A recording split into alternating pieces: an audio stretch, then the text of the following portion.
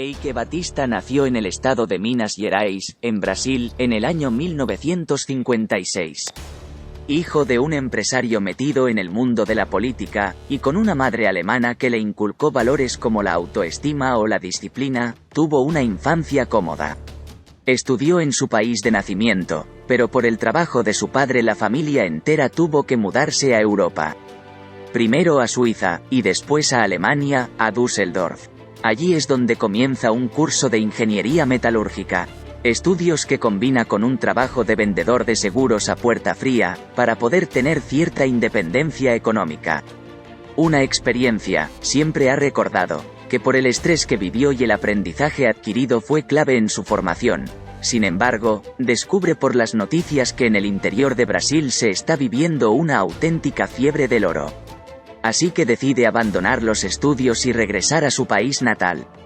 Negocia con fabricantes de joyas de Sao Paulo y Río de Janeiro, y logra que le den un préstamo para comprar una mina de oro. La inversión es todo un éxito, y gana rápido su primer $1.000.000. En año y medio los ingresos ya alcanzaban los 6 millones. Pero estas operaciones ya nacen rodeadas de polémica, entre acusaciones de contar con información privilegiada, procedentes de su padre, aunque Eike siempre lo ha negado, y nunca pudo demostrarse. Lo que sí está comprobado es que su padre le proporcionó todos los contactos necesarios a lo largo de su carrera, desde inversores internacionales, a gobernadores, a los que podía presentarle sus proyectos. Su primera empresa, con los ingresos logrados, y cuando solo tenía 21 años, lanza su primera empresa, EBX, dedicada a la extracción de oro. En la década de los 80 la empresa se expande, y cierra asociaciones con gigantes del sector, como, por ejemplo, Río Tinto. También en esa época comienza a introducirse en otros negocios, lanzando diferentes compañías en los sectores de la energía, el petróleo, el gas, la logística, la inmobiliaria o el entretenimiento, entre otras. Profundamente supersticioso, todas las empresas de su imperio incluían la letra X en su nombre, símbolo de la multiplicación. Eike Batista no solo se hace rico, sino que empieza a vivir la fama por todo lo alto. Se casa con Luma de Oliveira, popular reina del carnaval y chica playboy, con la que acude a las fiestas más importantes. Colecciona coches de lujo, se compra un avión privado, y rompe récords con su lancha motora, el imperio del petróleo. Y a pesar de todo, en realidad Eike Batista aún tenía sus mayores éxitos por delante. Es a partir de la década de los 2000, coincidiendo además con el auge económico de Brasil, cuando su imperio se dispara. Con todo el dinero acumulado, invierte en la expansión de su empresa petrolera, OGX. La compañía participa en las subastas que organiza la Agencia Nacional del Petróleo, y se hace con la gestión de la explotación del yacimiento petrolero de Tupí. Los expertos consideraban que contaba con reservas para llegar a producir 1,4 millones de barriles diarios. La economía brasileña parecía ajena a la crisis que afectaba a todo el mundo. Y parecía que iba a convertirse en uno de los mayores productores de petróleo de todo el mundo. Con esas perspectivas, el valor de las acciones de la compañía empieza a dispararse. En 2008, Eike Batista ocupa la posición 142 de la lista Forbes, con una fortuna estimada de unos $6.600 millones. Ahí, empieza a anunciar en público que su objetivo es convertirse en el hombre más rico del mundo.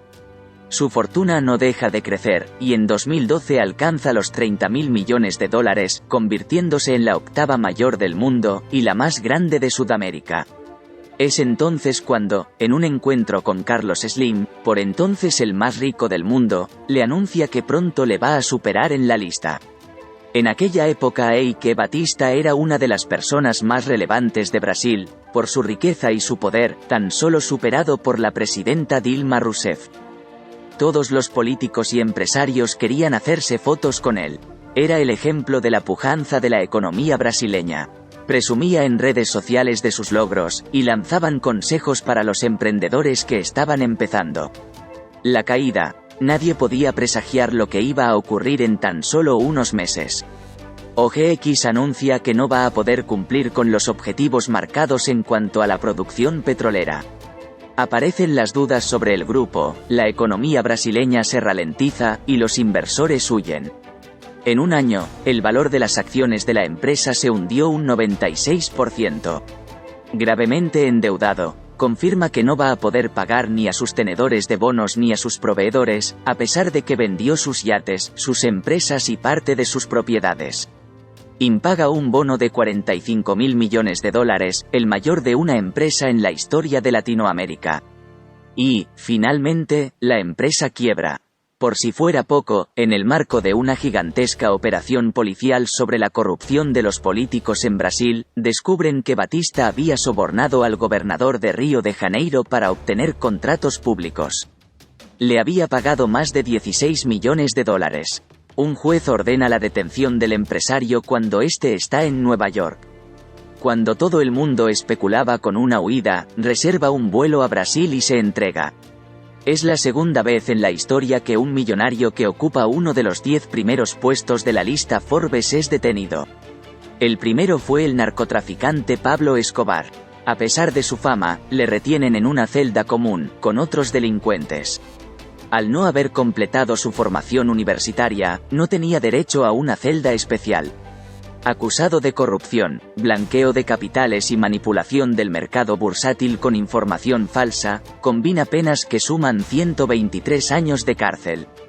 Y de su fortuna solo quedan restos.